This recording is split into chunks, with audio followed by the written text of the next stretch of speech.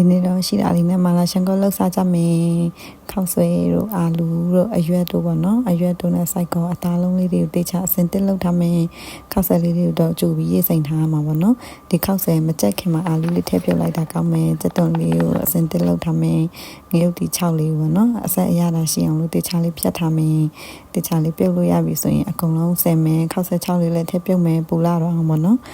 တေချာလေးပြုတ်မယ်ပြုတ်ပြီးဆယ်မယ်ဆယ်ပြီးရှိတဲ့အရွက်တွေကကျဲဥတွေအကုန်လုံးပြုတ်ပြီးမှတေချာလေးရေးစစ်ထားမယ်အရေးကြီးတာတကူပေါ့နော်ပစွန်နဲ့မဆိုရင်စားလေးနဲ့ထည့်မယ်အချိုမုံလေးထည့်မယ်ပြီးတော့ငရုတ်ကောင်းလေးထည့်မယ်ပြီးတော့တေချာလေးမွေပြီးနှက်ထားတယ်ပေါ့နော်ပစွန်လေးပေါ့နော်စီတဲမယ်စီပူလာပြီဆိုရင်တေချာ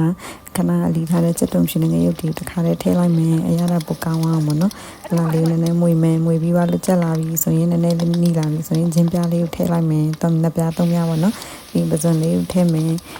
ရှန်ကောအနစ်လေးဟာပေါ့နော်ဒီအထုပ်လေးကိုတုံထားပါတယ်တေချာလေးချက်ပြီးဆိုရင်အသားလုံးလေးစိုက်ကောလေးတွေကိုထပ်ထည့်မယ်ထပ်ထည့်ပြီးဆိုရင်အနစ်လေးပေါ့နော်ကိုလိုတဲ့လောက်ကိုများလုံးလောက်တဲ့လောက်အခုကအများကြီးလုံးမှမလို့သူ့ထဲမှာပါတဲ့နှစ်ထုပ်လုံးထည့်လိုက်မယ်ပြီးရင်ပြုတ်ထားတဲ့ခောက်ဆွဲတွေအရွက်တွေကိုအကုန်တေချာလေးထည့်မယ်ထည့်ပြီးရင်တမအောင်မွေမယ်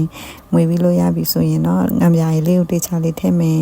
အရသာလေးပိုလေးတော့အောင်ပေါ့နော်ပြီးတော့ခရုစီလေးပါထည့်မယ်ဒီတစ်စိတ်လေးတွေတုံထားတယ်ပေါ့နော်ပုံမှာတော့အမြန်မလို့ခဏမပြလိုက်ရပါဘူးပြီးတော့စက်သားမုံလေးထပ်ထည့်မယ်နောက်ဆုံးပြီးသွားပြီဆိုမှနန်နန်ပင်လေးအုပ်လိုက်မယ်ပဲနော်ကဲ ready ရပါပြီဖြစ်တယ်လို့လှုပ်ရှားဖြစ်သွားပါတယ်